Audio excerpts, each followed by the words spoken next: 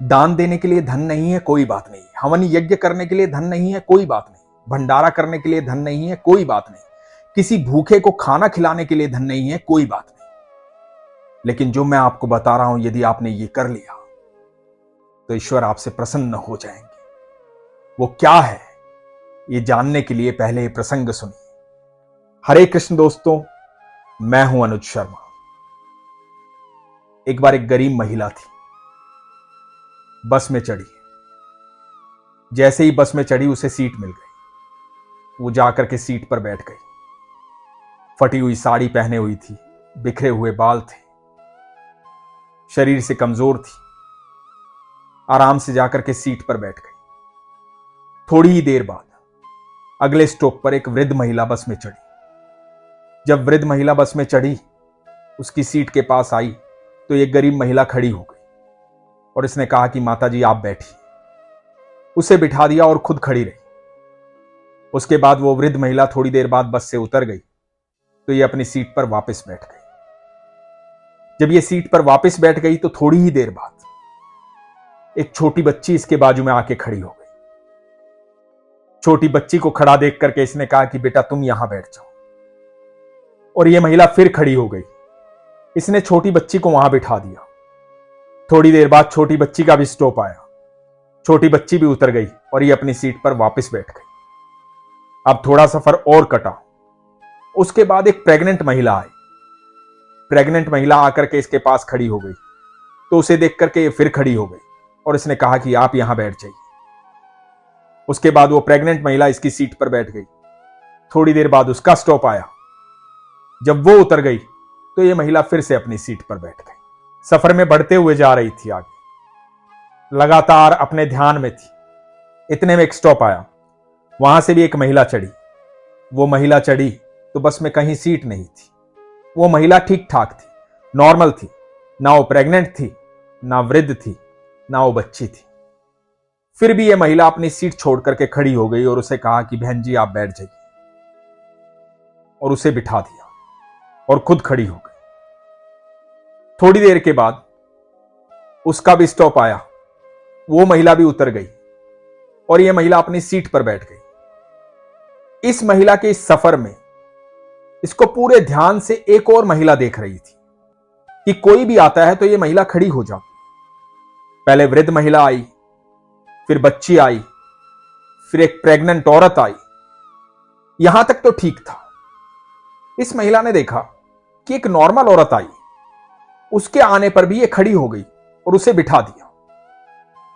यह बात समझ में नहीं आई। आगे बस का आखिरी स्टॉप था।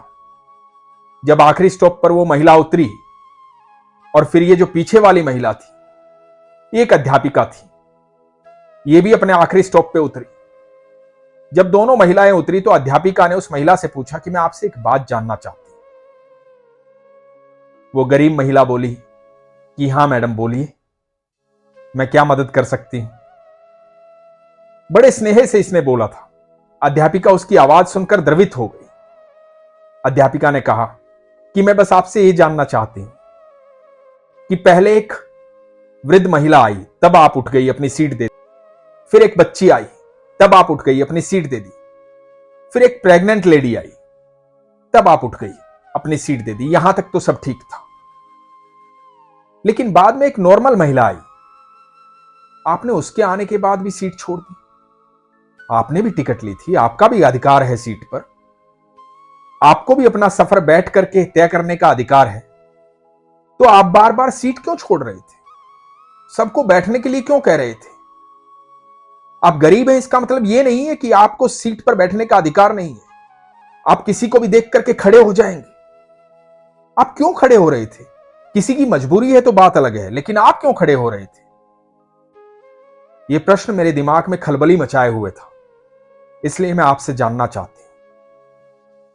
यह गरीब महिला मुस्कुराई। इसने कहा, मैडम देखिए, मैं दूसरों के घर जाती हूं, बर्तन साफ करती हूं, उनका खाना बनाती हूं, झाड़ू पोछा करती हूं, यही काम है मेरा। मेरे पास कोई ज्यादा धन नहीं है कि मैं किसी को दान कर सकूं, किसी को भोजन खिला सकूं, कोई भंडारा कर सकूं, कोई पूजा पाठ की व्यवस्था कर सकूं, कोई हवन यज्ञ कर सकूं। मेरे पास सिर्फ मेरा कर्म है। तो मैं कोशिश करती हूं कि ज्यादा से ज्यादा अच्छे कर्म करूं। ये अच्छे कर्म मेरा ईश्वर के खाते में बैंक बैलेंस बढ़ा रहे हैं। ये अच्छे कर्म मेरे जीवन को सुचारू रूप से चला रहे हैं। मेरा बच्चा पढ़ाई करता है, विद्यालय में जाता है। मेरी बिटिया भी पढ़ाई करती है, विद्यालय में जाती है। मेरा पति भी काम करके घर पर आता है, ना शराब पीता है, ना झगड़ा करता है, ना कलह मचाता है। हमारे 2 बच्चे और हम दोनों पति पत्नी सुख से रहते हैं, आराम से रहते हैं। जितना ईश्वर ने दिया है उसमें सुखी रहते हैं, खुश रहते हैं। लेकिन मैं आसपास के माहौल को जब देखती हूं तो मुझे लगता है कि लोग कितने दुखी हैं, सब कुछ होते हुए दुखी हैं। मेरे पास वो दुख नहीं आता है। वो दुख इसलिए नहीं आता है कि मेरे अच्छे कर्मों का बैंक बैलेंस बढ़ता जा रहा है। तो मैं निरंतर अपने अच्छे कर्म करती हूं। मैं बाकी सेवा नहीं कर सकती, लेकिन अपना कर्म तो कर सकती हूं। तो मैं अपना कर्म दान करती हूं। इस कर्म दान से मेरा जीवन सुख में बीत रहा है और मुझे पता है कि हमेशा सुखी रहूंगी, खुश रहूंगी, प्रसन्न रहूंगी। इसलिए मैं सबको सीट दे रही थी। ये सुनकर अध्यापिका की आंखों में अश्रु आ गए। उसने इस गरीब महिला को गले लगाया और कहा कि मैं एक शिक्षिका हूं, अध्यापिका हूं, स्कूल में बच्चों को पढ़ाती हूं, शिक्षा देती हूं। लेकिन आज शिक्षा जो तुमने मुझे दी है, इससे पहले शिक्षा कभी हासिल नहीं हुई। आज से तुम मेरी शिक्षिका हो। तुमने मुझे ये ज्ञान दिया है और इस ज्ञान को मैं हमेशा याद रखूं। तुम्हारा बहुत बहुत धन्यवाद। दोस्तों, हमें लगता है कि हमारे पास धन नहीं है तो हम दान नहीं कर सकते। हमारे पास धन नहीं है तो हम हवन यज्ञ नहीं कर सकते, पूजा पाठ नहीं कर सकते, भूखे को भोजन नहीं दे सकते। हमारे पास पर्याप्त मात्रा में धन नहीं है तो हम लोगों की सेवा नहीं कर सकते। ऐसा नहीं है। हम दिन भर में ऐसे बहुत सारे कर्म कर सकते हैं जिससे हम कर्म दान कर सकते हैं। किसी बुजुर्ग को सड़क पार करवा सकते हैं, किसी जरूरतमंद की अपने कर्म से सेवा कर सकते हैं। हम करना चाहे तो बहुत कुछ कर सकते हैं। यदि हम सबसे प्रेम से भी बातें करें, सिर्फ मुस्कुरा के बातें करें, सौहार्दपूर्ण बातें करें, तो हम किसी का मन प्रसन्न कर सकते हैं। हम जब भी किसी की तरफ मुस्कुराते हैं तो यकीन मानना सामने वाला मुस्कुराता है, क्रोधित नहीं होता है। सामने वाला पता नहीं किस दुख में होता है, किस परेशानी में होता है, किस संकट से गुजर रहा होता है, किस प्रकार के झगड़े से गुजर रहा होता है, कितनी चिंताओं में होता है।